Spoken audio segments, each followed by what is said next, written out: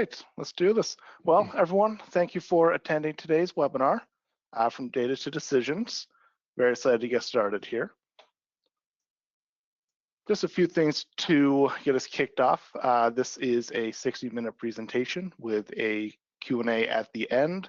If you do have any questions throughout the entire presentation, feel free to use the questions box down below on the GoToWebinar system, and we will make sure to get them answered.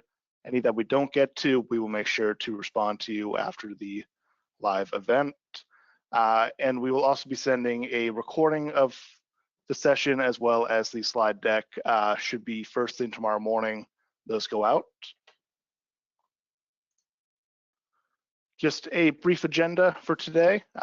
We have a small intro that we're going to go into the current state of healthcare finance, how AI and Cloud ERP can help with that, as well as a live demo, and then the question and answer. Just a quick thing about BrainSell, a division of Atlantic. For those of you who are new, we have been in the business for about 30 years doing consulting for ERP, CRM, data, and AI solutions. As a division of Atlantic, we also help with managed IT, cybersecurity, managed print, and more. A few of our key technology partners are listed down below as well. Joining me today, we have two of the absolute best. We have Frank Cuccio and Dave Davis, both valued members of the team here. Thank you both for joining. Happy to be here. And that was a technical difficulty. There he is. Oh, you're right on time. All right, we do have a quick poll question I do want to share with everyone, and this will be going up now. What's your biggest issue with your finance process today? We've been talking with a lot of our customers, sort of getting mixed opinions. Just want to see what the group was thinking. Does it take too long? You have too many manual tasks? Have to do repetitive work for all the different locations that you have? Again, no insights into all your locations at once, or do you need to bounce around too many systems? Well, let's go for a couple more seconds here to see some responses coming in.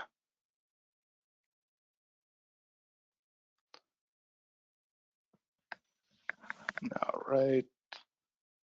Good amount of responses. You guys, it looks like we have a good amount of people saying it just takes too long and there's too many manual tasks going on. That makes sense. Very common. That's what I was going to vote, but it wouldn't let me vote. All right, hiding that. Beautiful. And with that, I will turn it over to Frank and Dave for the state of healthcare.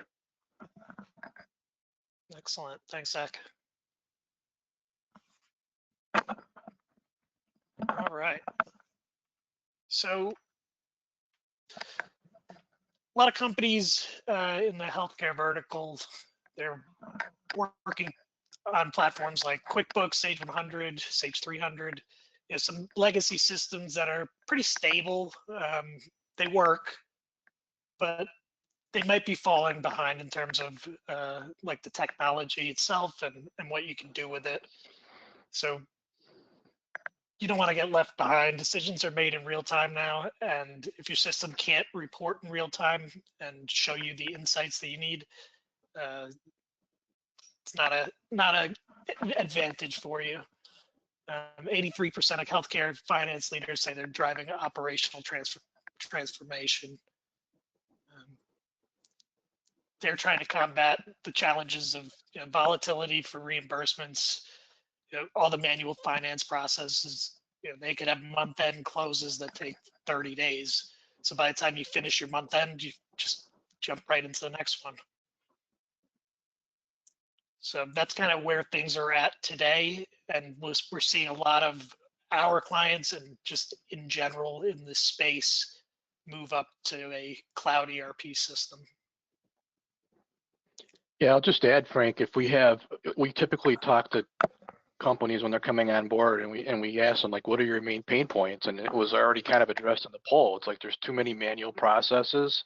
We've got folks that are doing 10 different things on spreadsheets, and if they want to look at a financial report, it doesn't even give them the whole picture of their financial condition. So they've got these ancillary Excel sheets that are attached to go along with it. Whereas with a cloud-based ERP system, they want to get to something where everything's in one place. It doesn't mean we're not using Excel anymore. It might mean we might only use it for certain things, like maybe they don't want to use a full-blown fixed asset module in their cloud ERP, so they might still have their Excel spreadsheet to list their assets and that kind of stuff. But the whole bottom line is that as much as you can get into one place as your source of truth as possible, which are things that QuickBooks and Sage 100 really can't do as well as Sage Intacct. True. Every company that I've worked for has what I call the spreadsheet, which is the one that's like 50 worksheets. It's like got macros in it. All these formulas are interlinked to other things. And if you do anything wrong and it breaks, oof, you don't want that to happen. And I meant any company before I was with BrainSell. Yeah. All right, let's move to the next one. So, modern CFO. What we hear when we talk to CFOs is they want both financial and operational insights. And they want it in one place where they can go and get updates in real time. So in order to do that, you either have to have all your systems linked together or you have to have all your data in one place. They also need, especially in healthcare, tight compliance. So you got HIPAA, you got high tech, SOC 2. So you need a system that's going to protect your PHI of your patients and clients, and you need a system that's going to be compliant with HIPAA. So the vendor needs to be able to sign a BAA. You need to have really strong audit logs. For efficiency, the automation of the complex multi-entity, like if you have multiple offices or multiple locations, multiple entities, to be able to do separate P&Ls and have them roll up and look at different groups of entities, that's a real critical need for most of the finance leaders we're speaking with. And when it comes to the technology itself, being able to work out of the cloud so that you can kind of roll up new entities and not have to manage servers, not have to worry about upgrades. All of these things are critical. And then lastly, the integration capacity. If we go back to the first point of being able to have your financial and operational insights, you need to be able to integrate with the different systems you use. So whether that's your EMR system, whether that's your payroll, if you have a donor management system, if you're nonprofit, and any other operational system, be able to bring in the operational statistical account data so that you can kind of mash that up with your financials and get different KPIs that way. You need a system that's going to be able to talk to everything else, and the legacy systems just don't really have that capacity.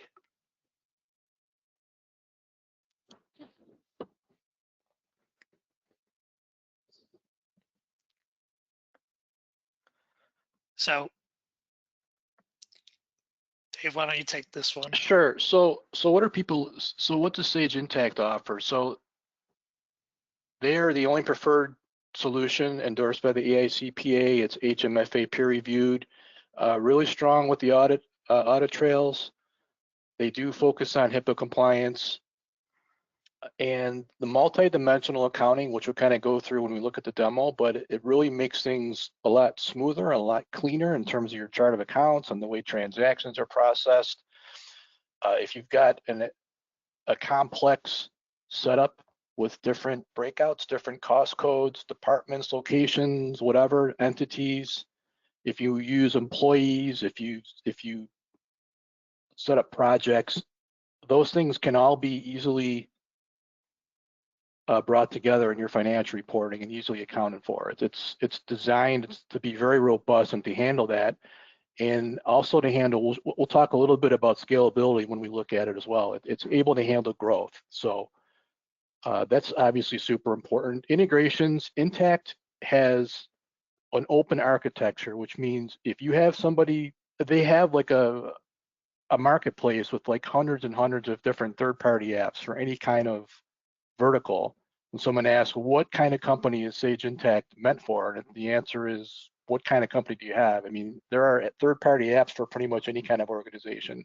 And we do focus on healthcare because we've done a number of healthcare implementations, and they have specific needs that seem to align really well with what Intacct can do. And Sage recognized that and set up this EMR connector, which makes the process of bringing those transactions into the system easier.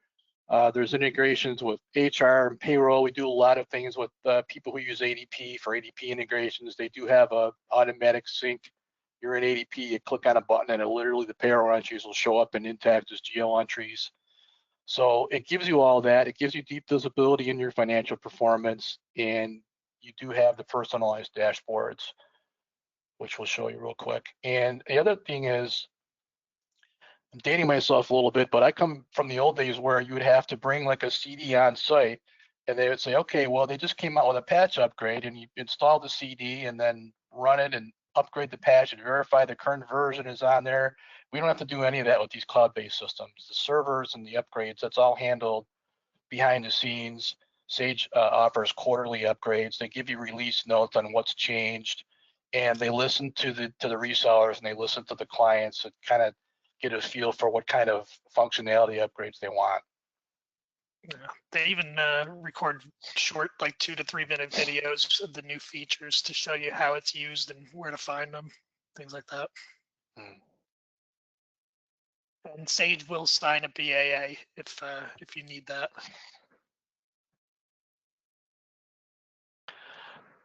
So what kind of different organizations? So we've got senior living, post-acute care, vision and eye care. I'm actually implementing an eye care place right now. They just went live 6 months ago. Surgical centers.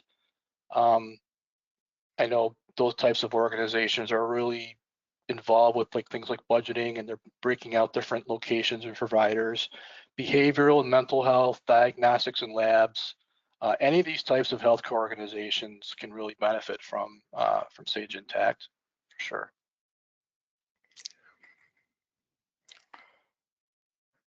Yeah. Go to the next one. So yeah, a little bit more about the HIPAA compliance. So fully HIPAA and high-tech certified by, I don't know how to say that, but it is fully HIPAA compliant and certified.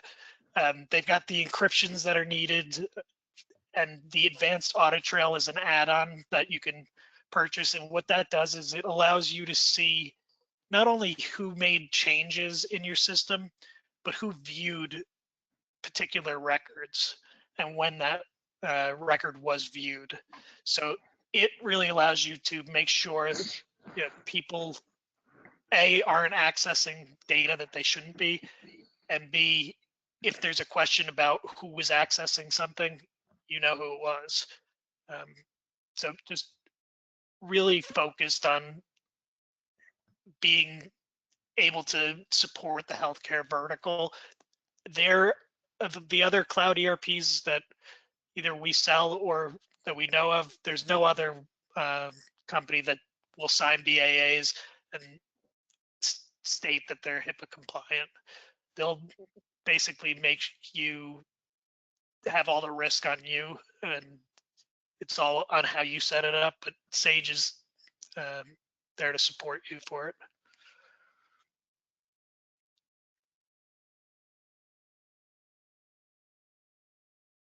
A little bit about the AI capabilities in Intacct.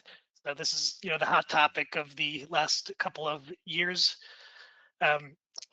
Sage has recently come out with what they call the Sage Copilot, and basically what it does is it's your little assistant, and it'll work in the background. You can ask it questions, but it'll also kind of comb through your data and alert you to different things. So it'll tell you if you've got budget variances, and then it'll tell you, you know, how things have been being spent and give you suggestions on how to address these variances. It can automatically tag your transactions with data from your operational systems. So it can tag them with your department or your product, the client, you know, the location that the transaction came from. So all the dimensions that David previously mentioned, it's going to start basically entering that stuff for you. Intacct also has an interactive custom report writer tool. So it allows you to kind of really dive deep into your data, and it's going to let you filter, use calculations within the reports themselves, and different logic. So you can add, you know, fields together. You can do like percentages of. So if you want to take, do like a ratio, you could just point to the different fields and set them up in the calculations. It really makes customizing the reports a breeze. And then the integrations for the system, they have REST APIs. So that's pretty much the standard for technology integrations these days. And it's going to let you do things like bring your bank transactions into the system, or connect Intacct with, you know, your payroll or your other operational systems. So whether it's EMR, or if you have like a point of sale system in a location where you're taking credit card payments, things like that are going to be able to be brought in automatically. So you don't have to do journal entries. You're not sitting there doing an export from one system and importing it into Sage. It's all pretty much instant.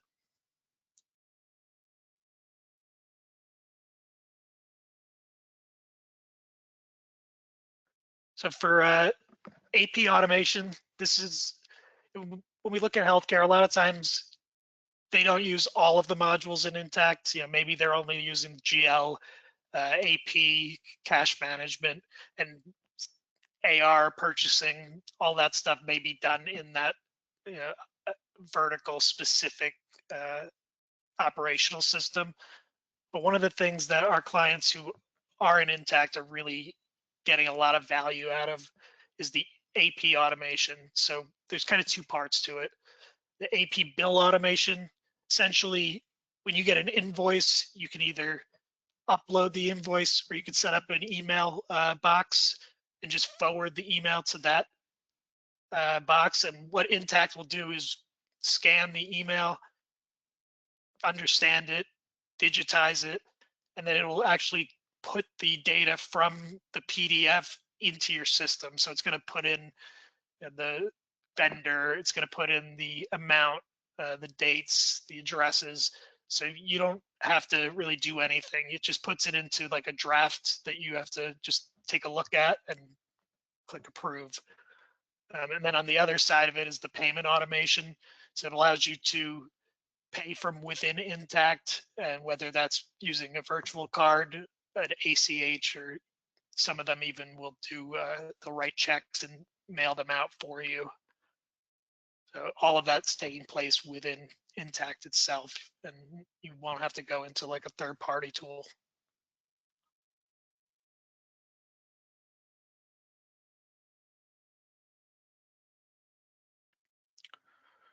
So Dave, why don't you take some of these?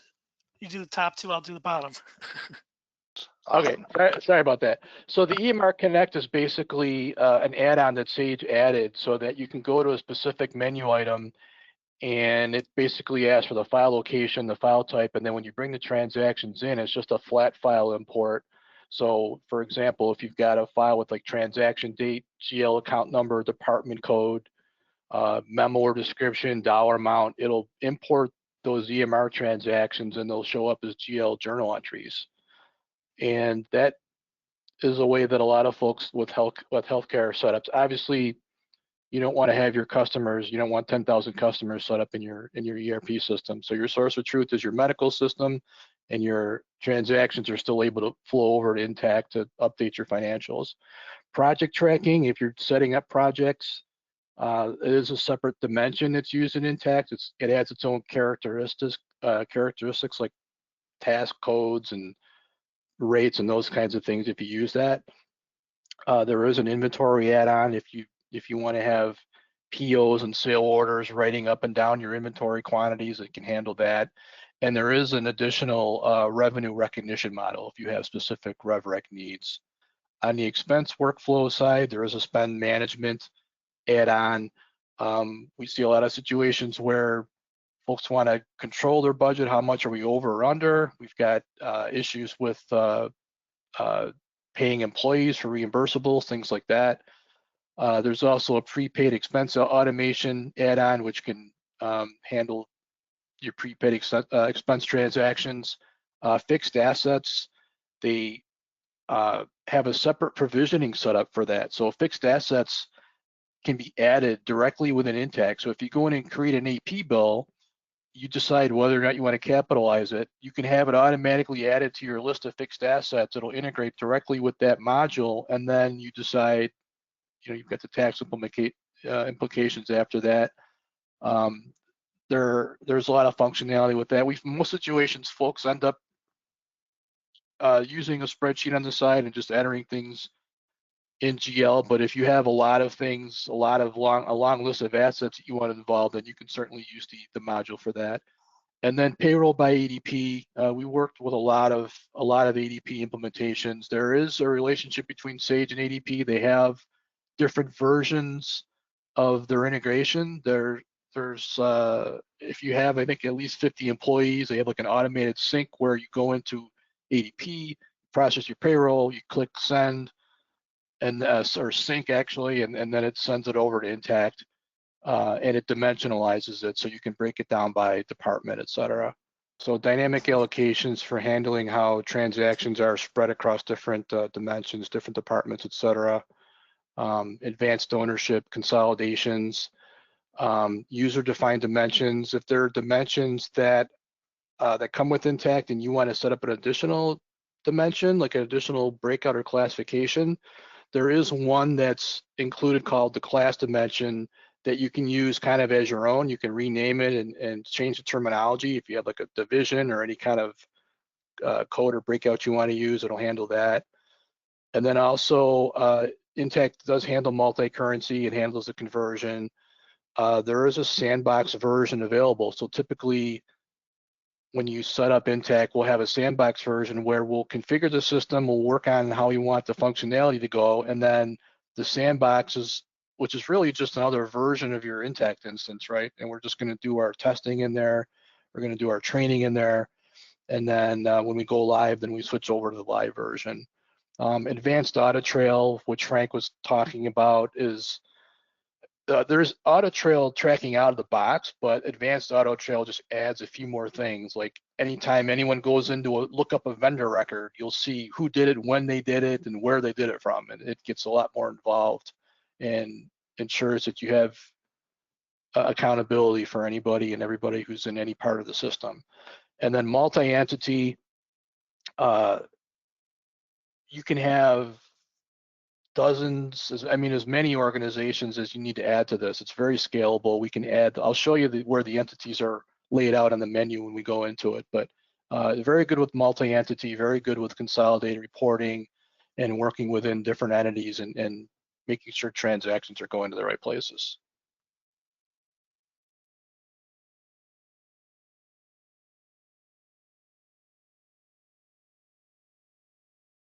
All right. So want to talk about EMR Connect? I could do that as well. I think we kind of covered this already though.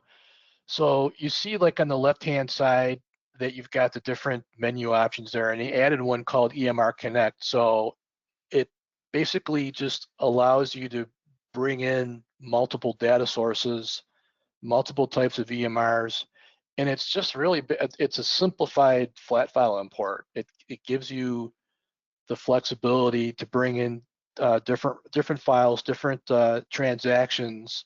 It does support multi-entity, and it will bring in the transactions, and it'll post to the right entity. The entity code will be as part of the file, and then it'll hit the right locations, entities, and it'll automatically flow through to your financials that way. Larger companies, in this case, over 30 million of annual revenue, 200 to 500 employees. It was an NFP healthcare center with 10 different locations. They upgraded from Sage 100, and he worked with them, and they mentioned that there's the quote wasn't introduced enough quality of life that even without the AP automation, it still would have been able to function more efficiently, which is saying a lot, because I know some of you folks at these types of companies have like hundreds and hundreds of AP bills a week coming in. So to be able to say something like that is definitely saying something. So we've been able to cut significant time in just our monthly close procedures. And that's another thing, is that, you know, we get introduced to companies, and we ask them, like, when are you closing? And they say, well, it was October 31st. We might close by Thanksgiving. It just takes them way too long. I've seen significant reduction in the time it takes to turn around to close. So if it goes down to 10 days or 5 days or whatever it is, it's definitely, in almost all cases, a large improvement over what's been done before. So this is just one example here that we see with this case study. Absolutely. See Frank logging back in.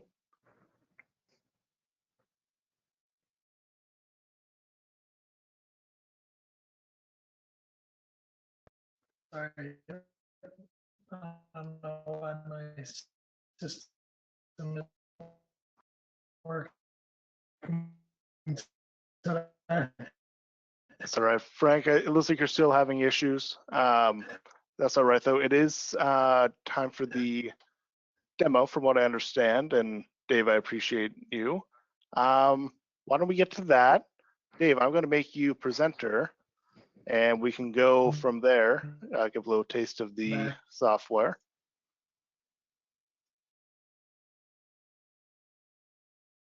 Sounds good. And I appreciate you too, Zach.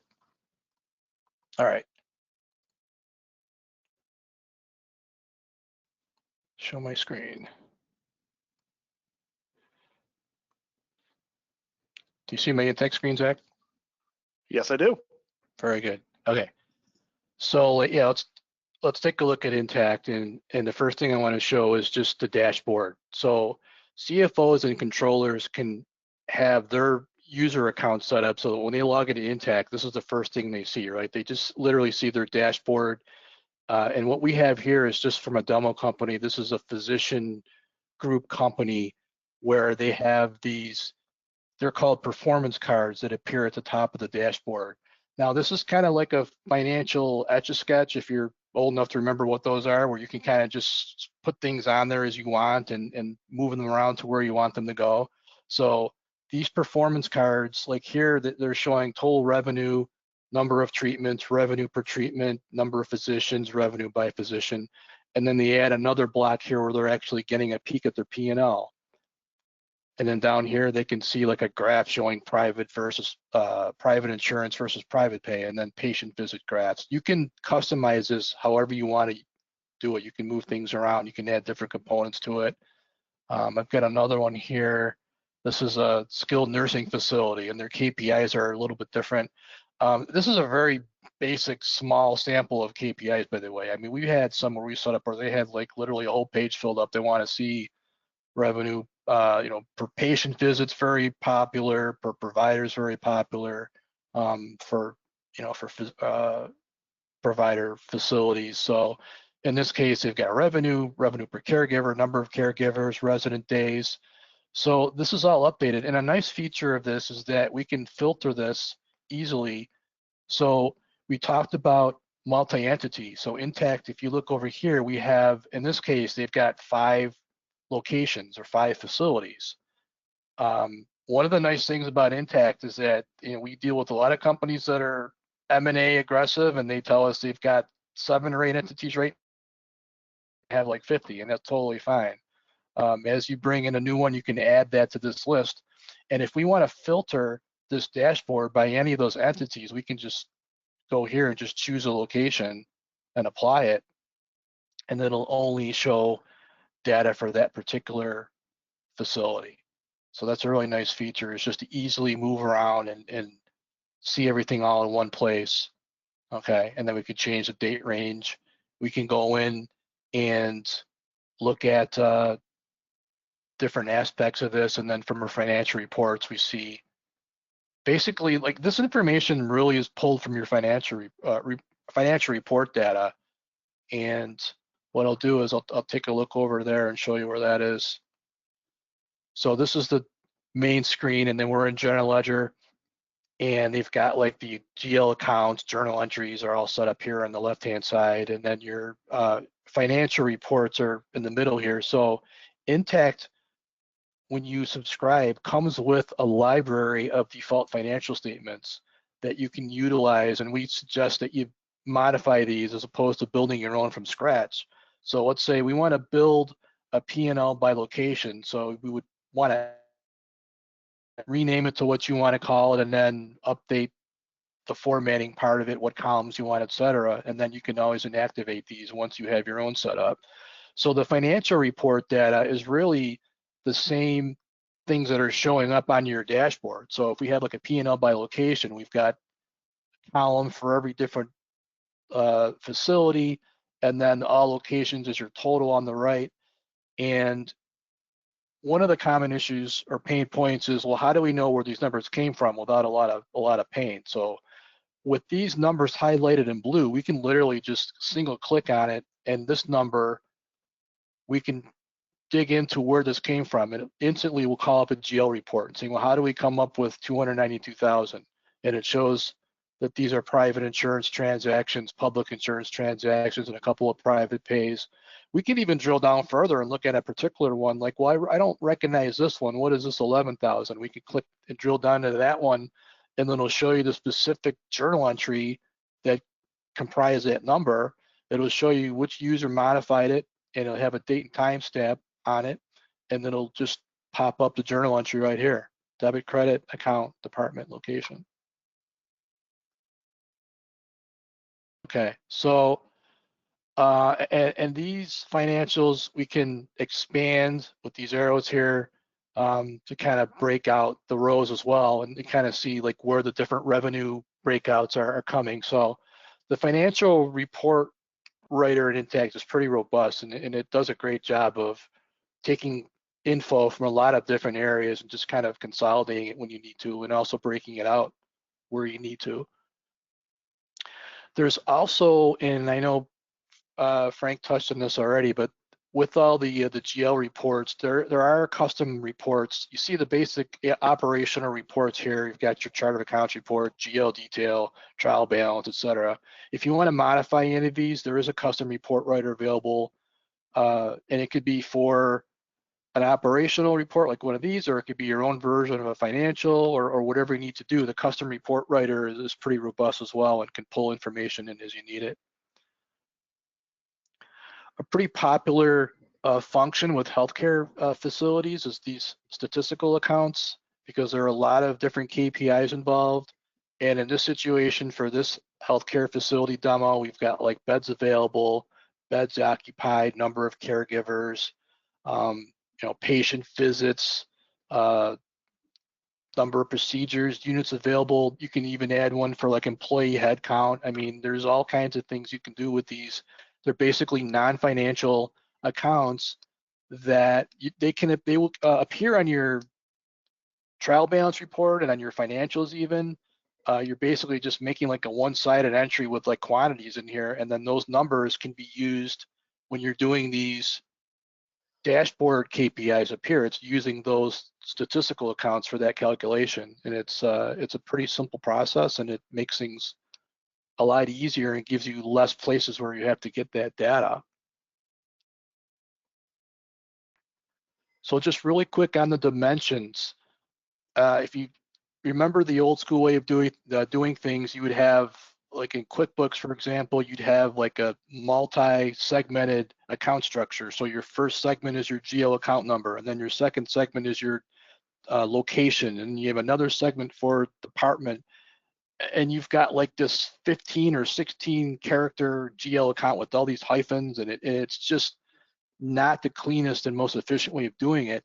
So what the newer ERP based systems have now is a dimensionalized setup. So we see in this situation, this company's chart of accounts, even though they have different locations and departments, their chart of accounts is just a single 5-digit number, okay? So when they want to have breakouts to different departments or locations, there are separate lists here. They're called dimensions, and you don't have to use all these. You can use as many of them as you want. And for example, for departments, we go into here and we see what are our departments that we utilize. And we have post-op, wellness, billing, housekeeping, food service, and then also locations, and all the locations are listed there.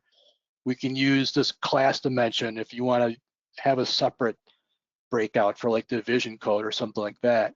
So what happens is when you go in to process an AP bill, and I want to just show you the one of the AI functionality things here is I just type in how do I enter an AP bill, and it kind of gives you like a almost like a Chat GPT version. I don't know if you folks are big on Chat GPT, but man, it's it comes in handy for everyday life, even outside of work nowadays. But Intacct is implementing more and more, like with each release, they're responding to what people are asking for with these AI functionality pieces, as well as your standard ERP functions, and they're bringing a lot of the stuff in. So on the AP bill screen, this is kind of like what the transaction detail screens are going to look like, whether it's a GL adjusting entry or a purchase order, things like that. So for an AP bill, we've got vendor, bill number, due date. You can put file attachments right into this so that if someone wants to approve it, they can see the actual scanned copy of the bill. And when you go into your expense account and you put this down here, you put in your amount, you'll notice that this is just a single segmented account structure. So your department and your location are specified at the transaction level instead of at the GL account level. And then at that point, the transactions will flow properly to your all of your reports, and it just makes things a lot smoother. You don't have to have 15 different revenue accounts. You can have 1 or 2 and just have the breakout done here with these dimensions. Also, when we're talking about scalability and handling a lot of different entities, a common issue that we've come across from older systems is handling like transactions between entities, right? So if it's something as simple as one entity doing a cash transfer to another entity, or an entity paying a bill for another entity, Intacct has an automated setup that will make that a lot easier. So if you go in, for example, and do a funds transfer, and entity A sends 100 grand to entity B, what are you doing? Well, you debit cash on one side, you credit cash on the other, but your entities are out of balance. So with the automated inter-entity mapping, Intacct will allow you to set up a mapping table where you go in and say, for each of these entities, these are the due to and due from accounts where when money is going in and out, where that's being accounted for.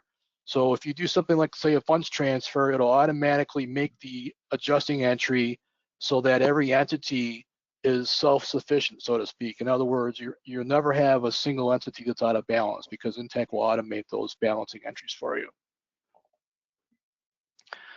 On the budgeting side, very important piece for healthcare organizations. There's a lot of different, obviously, we've got providers and facilities, et cetera. So there's really 2 ways to handle budgeting with Intacct. And the out of the box way is that you set up your budgets here, and this could be like a different budget line for each year.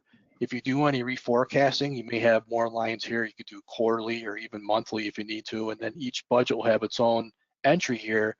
And then the file, the data for the budgets can be imported in here directly, although it probably would be more efficient to import that information to just dimensionalize and have it all flow through at once. We just find that to be quicker.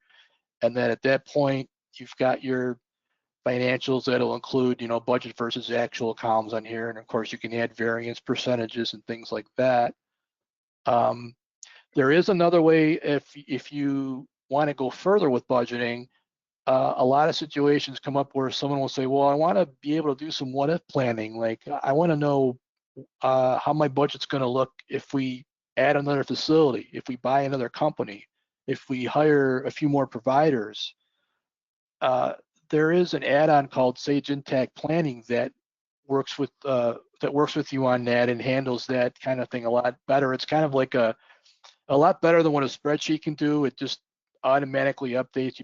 You put in some variables and it just flows through your entire budget when you do those things. You could say, we're going to do like a marketing campaign it's going to increase revenue by 10%. That'll automatically update that. So it's easier to me than using, pivot tables and extra spreadsheets. It just works really well directly with Intacct. So it can handle expanded budgeting.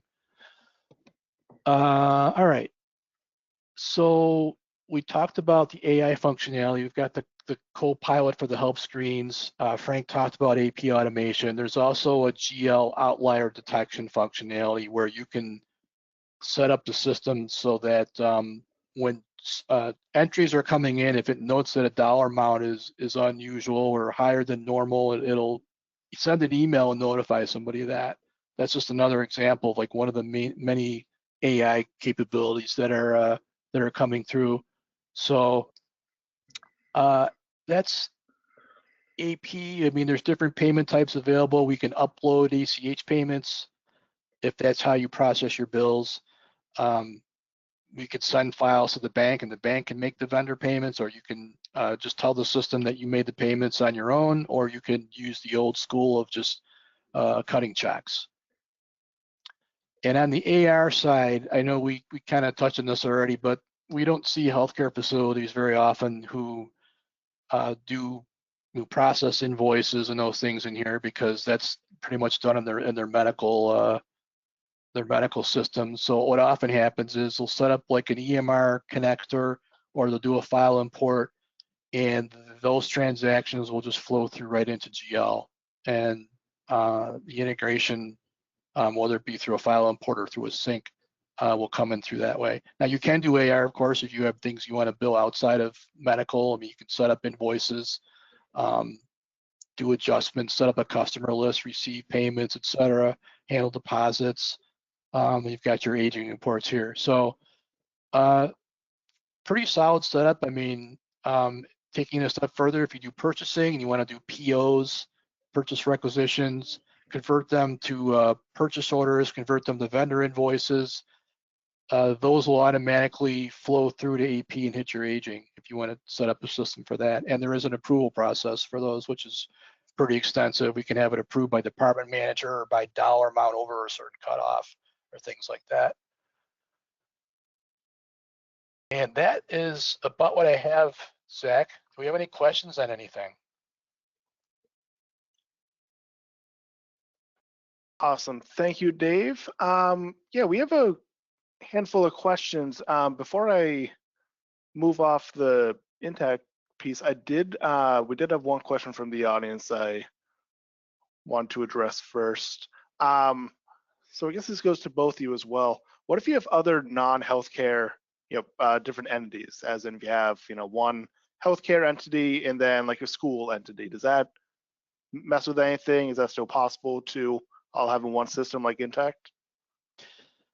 I'll tell you my answer. I don't know if Frank has a different answer. I mean, I think you would have different entities set up here, and we had one company. They were a transportation company, but they were other things. One of them was a transportation company, and one of them was like I don't know, like a cattle service or something. It was just all different stuff, and we had them set up different entities, and it was fine, because you can control like what gets consolidated. If you have like 100, 200, and 300 are healthcare facilities, and 400 is some non-healthcare related business.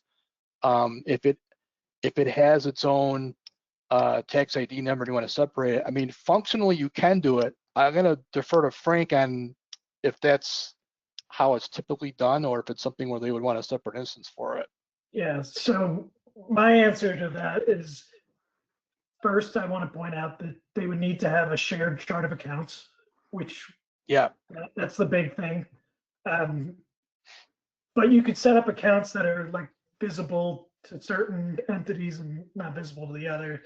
But at the end of the day, it all needs to roll up to a single chart of accounts.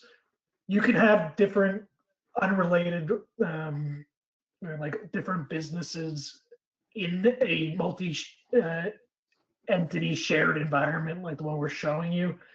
The only real restrictions would be if you're using in like custom calendars or different kind of periods. So if you're using like a 13-month calendar for one of them, and like 12-month calendars for the others, that's where it could get a little tricky and would require to get what's called a multi-entity distributed environment. And essentially that just means you basically have a login console and you can log into different accounts, but they wouldn't necessarily roll up to the top. So really, I think the calendar, like the accounting calendar, is really the only restriction that way. So hopefully that answered the question. But yeah, in short, yes, you can do that. Awesome, thank you both. Another question from the audience: is the purchasing functionality part of the system right when you get it, or is that something you have to add on later? So purchasing is part of the core system. So the purchasing module is pretty solid. I mean, you can get pretty flexible. Like this workflow they have here, they've got a purchase, a quote system, and then they have like a purchase order system. And this workflow, you can custom build your own workflow. Like for example, if you have a requisition and the requisition becomes a PO, the PO becomes an invoice, the invoice. Sometimes people want like a step for like a receipt of goods. So you can literally just add that in there, or you can modify it. You could even control at what accounting functionality takes place. Like most people don't want to hit your GL account postings until there's an invoice in there, but you can modify that. Like receipt of goods, you might want to have a separate GL entry set up for that, and that's all automated. So yeah, this comes with Intacct out of the box. Take a real quick 30-second look at a PO here.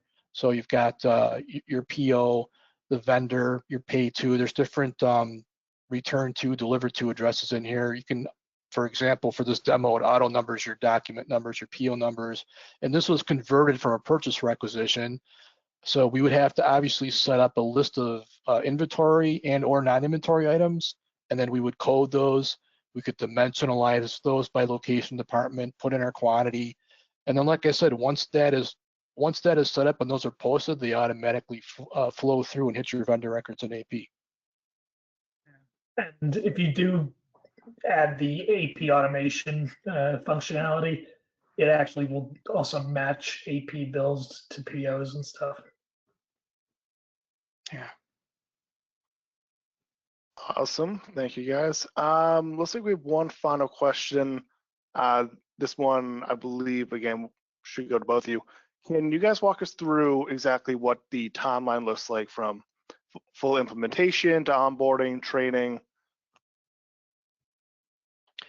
I'll take a stab at that. So typically, we start off with a kickoff call, and we do some discovery sessions, and then those discovery sessions turn into an understanding of what the functionality requirements are, like how you want Sage Intacct to work for you. Because we have to keep in mind, like I tell people, like QuickBooks is like a twin engine puddle jumping airplane, and Intacct is like this large 747 with all these instrument panel switch settings that give you a lot of power, but you got to be careful about how you fly the plane, right? So we want to make sure everything is configured properly so you get maximum benefit out of it. So we'll spend a few weeks going through meetings and making sure that you want things configured exactly the way you envision it. And then once the configuration is signed off, then we proceed to do training.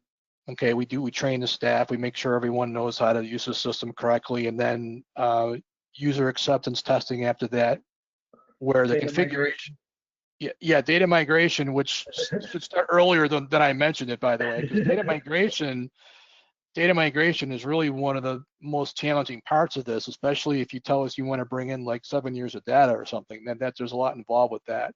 So that data migration is going to happen while we're doing these other things. And then user acceptance testing, final data migration. In other words, we're going live tomorrow, so we need all your open AP bills, open AR invoices, GL, trial balance as of your cutoff date. And then we offer, like we typically stay on for like a month and on call for issues that come up, but we don't go away. Like we're not like an assembly line of get them in, get them out. I mean, we do a lot of, we do ongoing support afterwards. We just basically transition from project mode to support mode, and we kind of stay with you. So timeline is depending on the size of the company and depending on how solid the client involvement is, because that is an important piece. Like we can't do this without your help. I would say between 3 to 6 months. If everything runs smoothly, it can be done in 3 months. Oftentimes it's done in 3 months. We also have situations where there's delays. We're moving along and the controller leaves. I can't tell me how many controllers have left. I don't know, it's a high turnaround business lately, but new person comes in and that kind of delays things where it turns into like a 6 or 8 month thing. But we can do this in 3 months if it's done smoothly. Right. Yeah, just to add to that, like obviously you guys have a full-time job. We understand that. Yeah. But what it comes down to is, hey, we need to pick a weekly or bi-weekly cadence and we need to stick to it. And if we're not going to be able to make the meeting, like advance notice and communication is just key, because we can't start building the system until we understand how you want it set up, and we can't understand how you want to set up unless we have these calls and go through the configurations and understand, you know, do we go this way, do we go that way? And we can't make that decision for you. So the effort on the client side, and correct me if I'm wrong, Dave, because you're the implementer, but I usually see the effort is a little bit higher in the beginning when we're doing the discovery. Then we're kind of building the system and it goes down a little bit. And then when we go back to user acceptance testing and training and all that, ramps back up into the go live. So it's sort of like a V. That's exactly right. Yeah, when we have our PM, depending which PM we use, some of them will use like those Gantt charts and they'll show like a bar, like client involvement, and you'll see at the beginning, like there's heavy involvement where we really want to focus on working with you to figure out what your requirements are. And then as we're configuring the system, and that process will take like the first few weeks, maybe 3 weeks. And then when that process is done, we're working behind the scenes to configure everything, to get everything up and running, to work with you on data migration. And then towards the end is where it gets busy again, because we're doing training sessions and we really need on the client side to test the system and make sure that the plane's flying correctly. So the beginning of the 3 to 6 months and the end of the 3 to 6 months are where it's most time intensive for the client. Yeah. All right. Thank you both. I think that's all the questions, and we are running out of time. So let me take back the screen. I just have one more thing to share.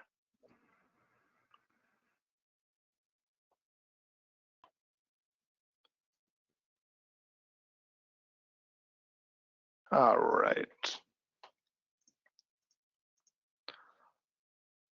One last thing I want to share with the group. I know we are, again, coming on 2 o'clock. We did want to offer a free financial health checkup, as you would, to everyone who attended today's session. Feel free to use the QR code, manage your BrainSell account manager, or reach out to marketing@brainsell.com. We really just want to see, you know, where's the slowdowns in your process, where do you want to improve?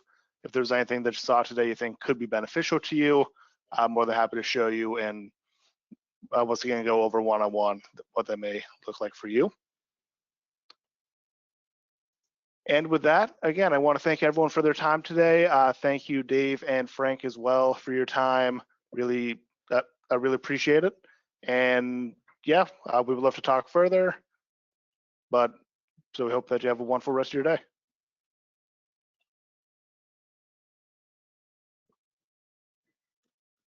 Yeah, thank you. Thanks. Thanks, everybody.